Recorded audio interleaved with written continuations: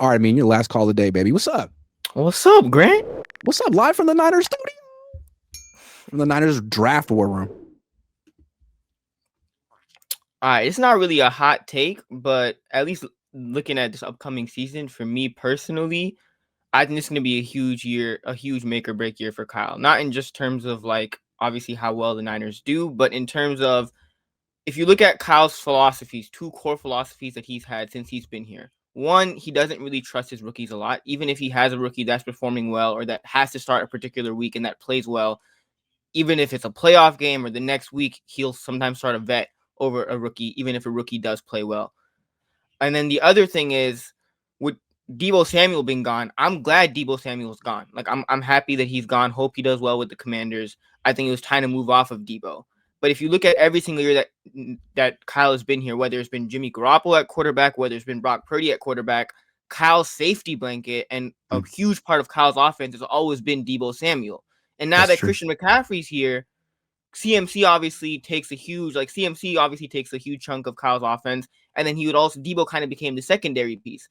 But when Christian McCaffrey got hurt last year, he still had Deebo Samuel to be like, all right, Deebo, I still have you to run my plays in my offense, and I still have you as a backup a little bit as my safety blanket. But now that Deebo's not here, if Christian McCaffrey does end up getting hurt again this year, then Kyle has to figure out his offense in a completely different way because he doesn't have Deebo to rely on this year as a safety blanket. It's a great call. The Deebo thing is such an interesting point because, yeah, he looked washed and he was getting in fights with people last year. It seemed like it's time for him to go. But you're right. Like the offense always went through him. And when Kyle Shanahan's ideas didn't work, he could always like hand the ball off to Deebo on 3rd and 10 or throw him a screen on 3rd and 20, and Deebo would make it work. And it would make Kyle look really smart. And that guy's gone. That element is gone. They're not really a tough offense anymore. They're not running you over anymore. They're going to try to transition to Ricky Pearsall, who's, a sleek route runner, and he's fast, but he's not going to break any tackles in the NFL. So now you have a whole different identity on offense.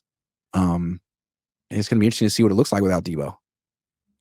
I mean, that's one thing. And then, like, even this year, the Niners should make the playoffs because of how easy the schedule is. Like, if they stay able to stay healthy, they should make the playoffs. But then again, I'm interested to see because obviously everybody's like going into the season, everybody's like, Salah's back, we're good, Salah's back. We're not really talking that much about the offense or like what is Kyle gonna do this year. It's like Salah's back. We should be much better this year because Salah's back.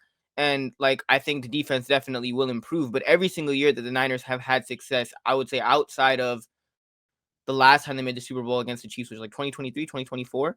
Outside of that year, where I think the offense was better than the defense, but every single year the Niners have had success under Kyle, you could argue the defense has been much better than the offense, and the defense carries the offense because the offense, while it is good, usually isn't as good as the defense. And in big games, even Steve Wilks, like I'm glad Steve Wilks is gone, but even in that Super Bowl, like that defense played so much better in the Super Bowl than the Niners offense did.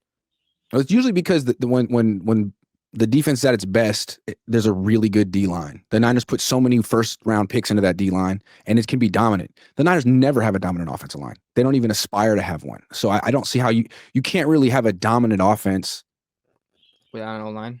I don't think so. I mean, you can put up good numbers in the regular season and make it seem like you have them, but like in critical games against really good defenses, you're going to be asking your defense to win. And I think in the Super Bowl, that's what we saw happen against the Chiefs, who had a really good defense. And I was like, well, we kicked a field goal. We gave you the lead. Like, finish it off. Like, no, you finish it off. What are you talking about?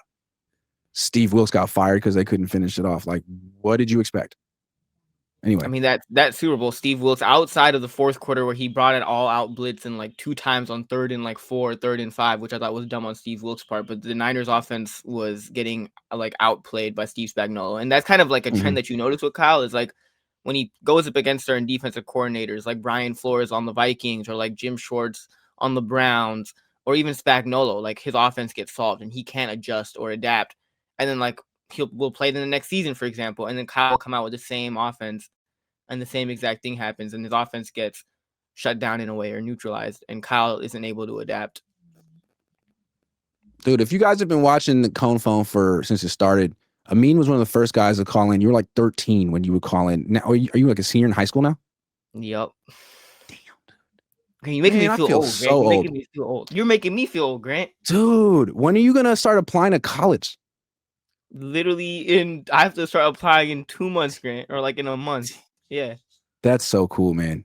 I'm so proud of you, dude. You're doing great. Thanks for calling in. You got to call in more often. I'll do more of these. All right, Grant. Later. All right. See you soon, man.